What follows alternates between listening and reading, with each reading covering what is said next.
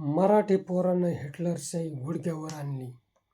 विश्वगुरू आणि चाणक्य यांच्या 112 इंची छातीचा पिंजरा एका मराठी पोरानं खुळखुळ्यासारखा हलविला. त्यांनी कोर्ट, निवडणूक आयोग, ईडी, सीबीआय, पोलीस यांचा बेफाम वापर करून दहशत निर्माण केली होती. सरकारी यंत्रणांना त्यांनी गुलामासारखे बनविले होते. विरोधी पक्षातील राजकारण्यांना त्यांच्या पक्षात गेल्यानंतर निवांत झोप येत होती. ही सर्व दहशत जंतर मंतरवरील आंदोलनाने गुडघ्यावर आणली, मातीत मिसळविली. आता निवडणूक आयोगावर तसेच ईडी, सीबीआयवर सुद्धा अशाच मोर्चांची नितांत गरज आहे.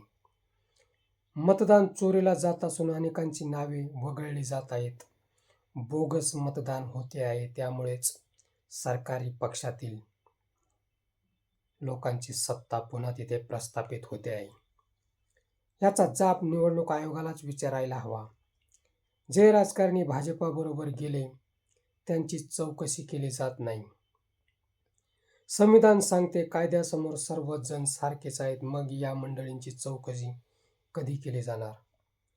यासाठी ईडी, सीबीआयवर मोर्चा काढायलाच हवा. स्कॉटलंड यार्ड नंतर सीबीआयचा दरारा होता. राजकारण्यांनी आपल्या मतलबासाठी त्यांचा पोपट केला. अशाच पद्धतीने हिटलर व हिटलरशाही अनंतात विलीन झाली. रडायला सुद्धा मागे कोणी उरले नाही. मित्रो, हा व्हिडिओ कसा वाटला ते कमेंट बॉक्समध्ये सांगा आणि ॲक्शन मराठी चॅनलला सबस्क्राईब करा. तुम्ही कमेंटमध्ये हे जरूर सांगा की जंतर मंतरवरील आंदोलनाने देशाला नवी दिशा मिळेल काय आणि हिटलरशाहीचा अंत होईल काय.